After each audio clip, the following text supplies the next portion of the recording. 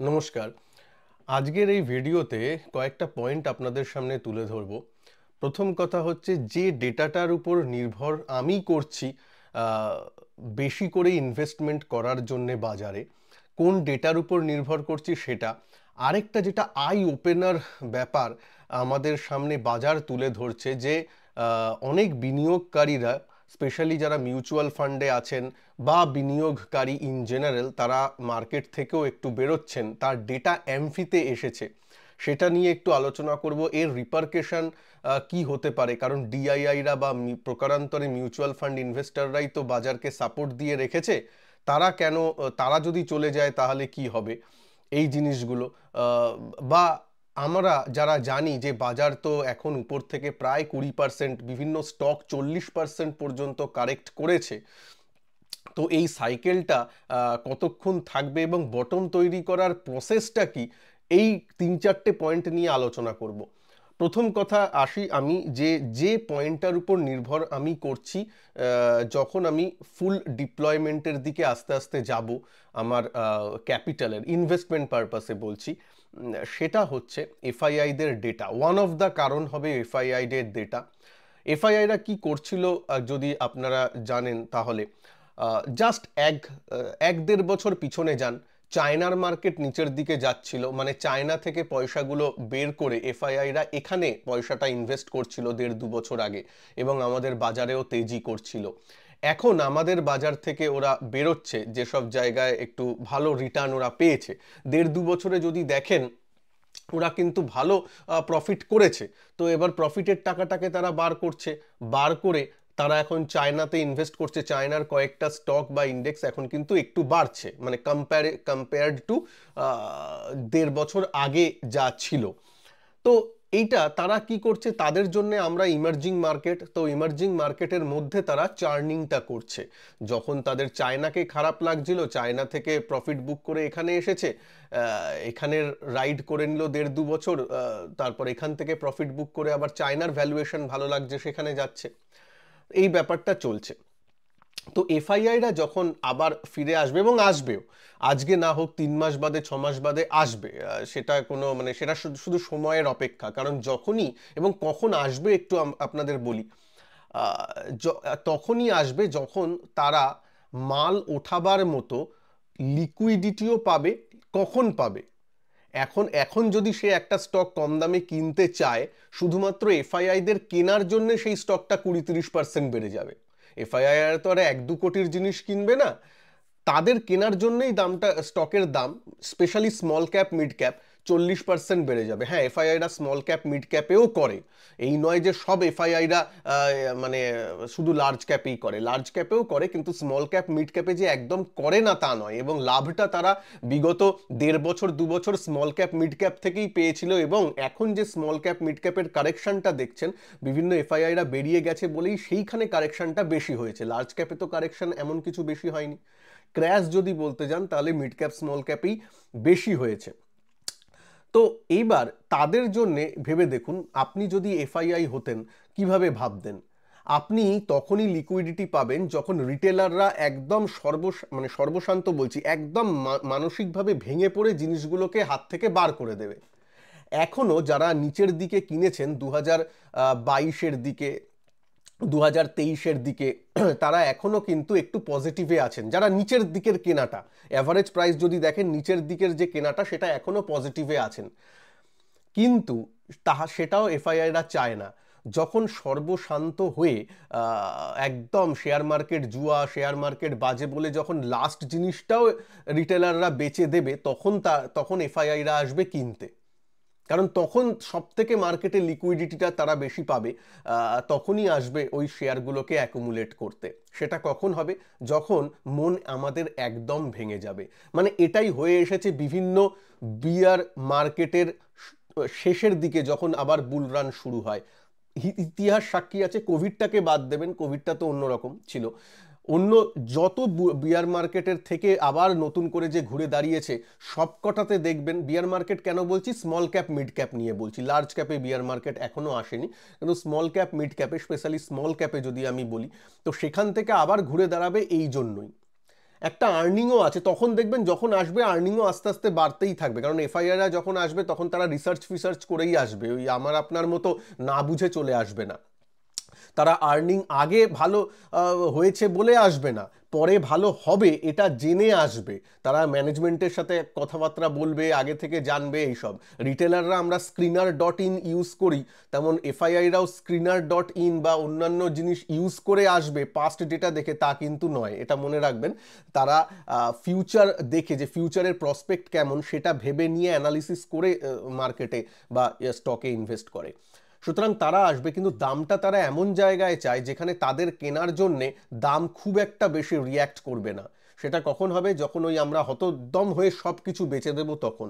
এবং আমরা বলছি, এটার ডেটা আমি একটু বাদেই বলছি, এই ভিডিওতেই বলবো, সেটা আমার মনে হয় জুনের মানে ইলেকশনের লো একটা করেছিল ওই 21,000 সামথিং, 21,500 এরকম, যে জুন মানে ইলেকশন মান্থের, আমাদের 2024-এর যে ইলেকশন হয়েছিল, ইলেকশন মান্থের যে লোটা হয়েছিল সেটা দেখবেন। সেই সবের আশেপাশে যদি বাজার চলে যায়, ইভেন 22,000 থেকেই সেই ব্যাপারটা হয়েছে, তখন অনেক ইনভেস্টারদেরই দেখবেন অ্যাভারেজ প্রাইস, যারা 2 বছর আগেও মার্কেটে ঢুকেছিল তাদেরও অ্যাভারেজ প্রাইস হিসাবে নেগেটিভ দেখাবে, কারণ এখনও অনেকে পজিটিভ আছেন যারা অনেক আগে একটু ইনভেস্ট আছে 2 বছর আগে।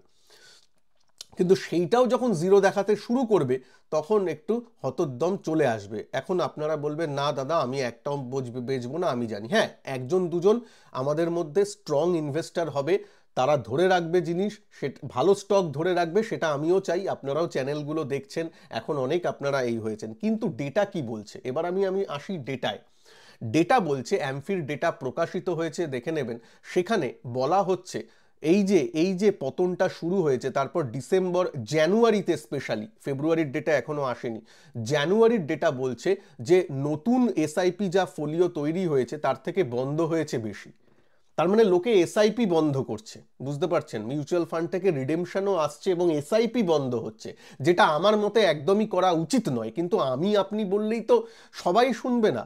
সে যখন দেখছে আমি 1 লাখ টাকা লাভে ছিলাম, এখন সেটা 20,000 40,000 নিচে চলে গেছে, বা আমি 1 লাখ টাকা ইনভেস্ট করেছিলাম সেইটা এখন 60,000-এ দাঁড়িয়েছে, 40,000 টাকা লস। বা যারা লাভে আছেন, যে 1 লাখ টাকা আমি আগে লাভ দেখছিলাম ওই 2024-এর সেপ্টেম্বরে, এখন সেই 1 লাখ টাকার লাভটা কমে কমে মাত্র 10,000-এ দাঁড়িয়েছে। বাবা গ্রিন থাকতে থাকতেই বাবা বেচে দিই, অ্যাটলিস্ট লসে তো যাব না, এরকমও অনেকের মেন্টালিটি থাকতে পারে।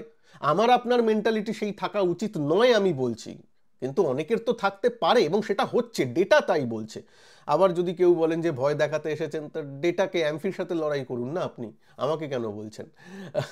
তো সেটা কিন্তু ডেটা এসেছে মিউচুয়াল ফান্ডের, যে জানুয়ারি মাসে রেকর্ড সংখ্যক এসআইপি বন্ধ হয়েছে, যেটা নতুন এসআইপি খোলার থেকে সংখ্যায় এই প্রথমবার বেশি হলো।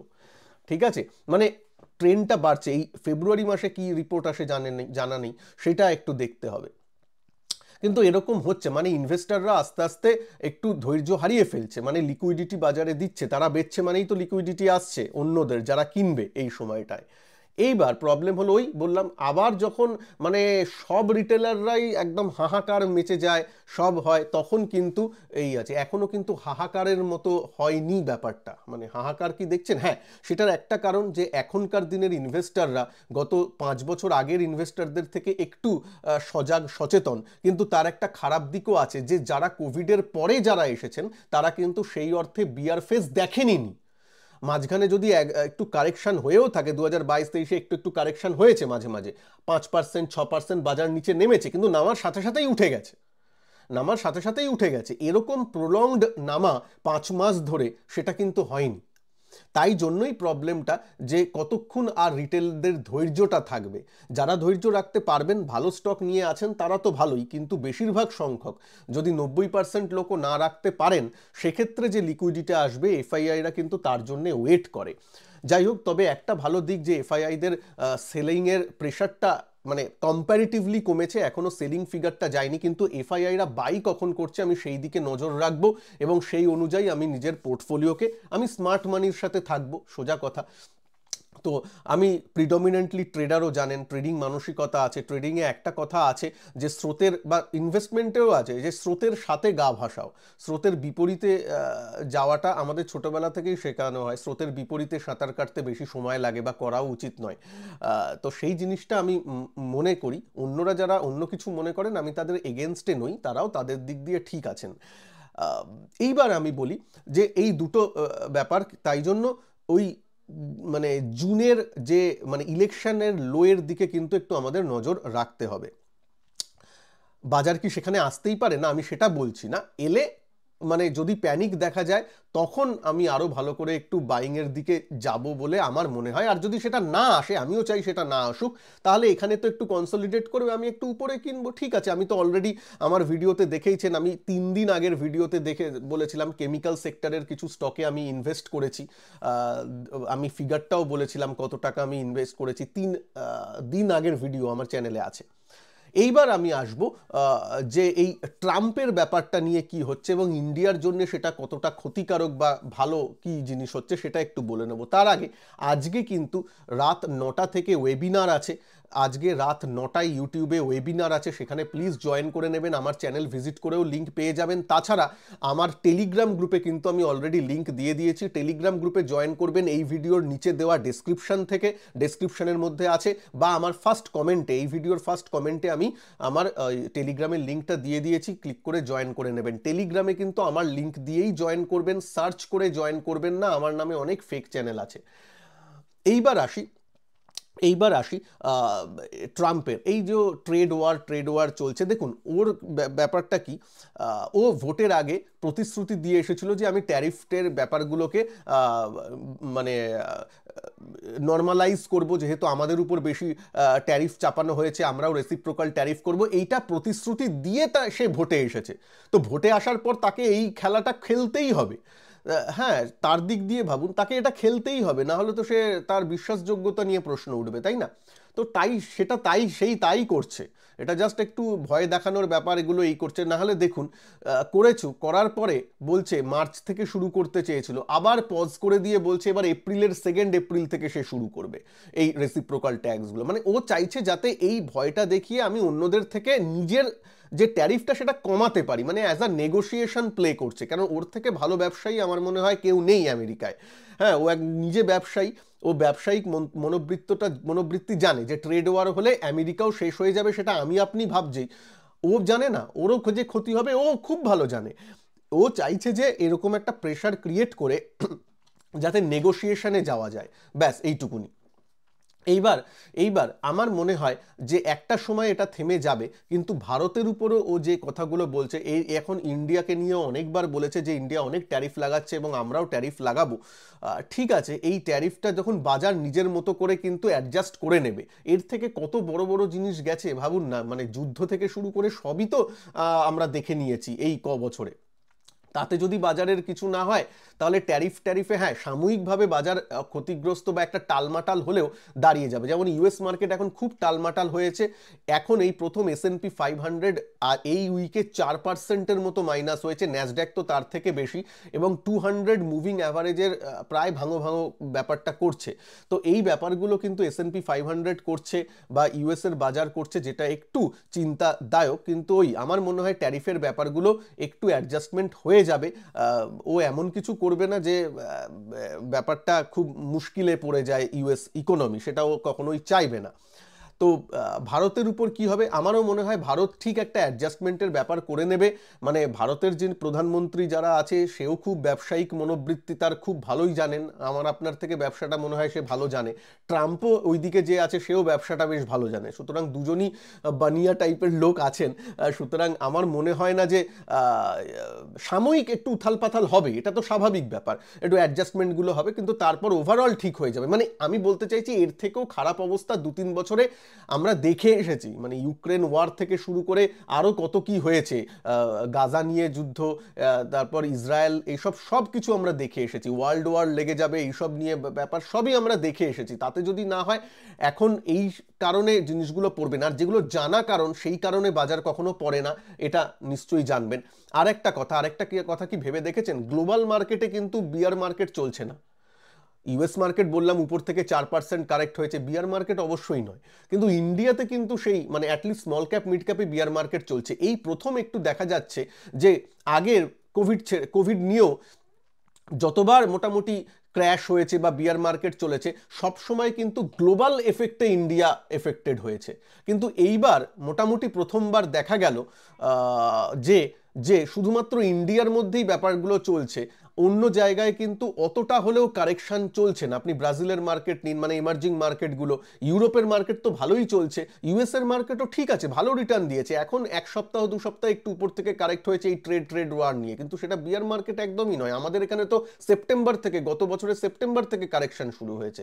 তো এইবারেরটা একটু আলাদা, যেটা ভারত স্পেসিফিক হচ্ছে। এই ব্যাপারে আপনার মতামতটা কমেন্ট বক্সে অবশ্যই জানাবেন, আমার জানার ইচ্ছা থাকলো। তো এই ব্যাপারটা একটু আমাদের, তাই জন্যই আমি একটু কশাস মোডে আছি, যেহেতু এইবারের ব্যাপারটা ভারত কেন্দ্রিক হচ্ছে। ঠিক আছে, ভারত থেকে একটু টাকাটা বেরোচ্ছে, অন্যান্য গ্লোবাল মার্কেট কিন্তু এরকম অবস্থায় নেই।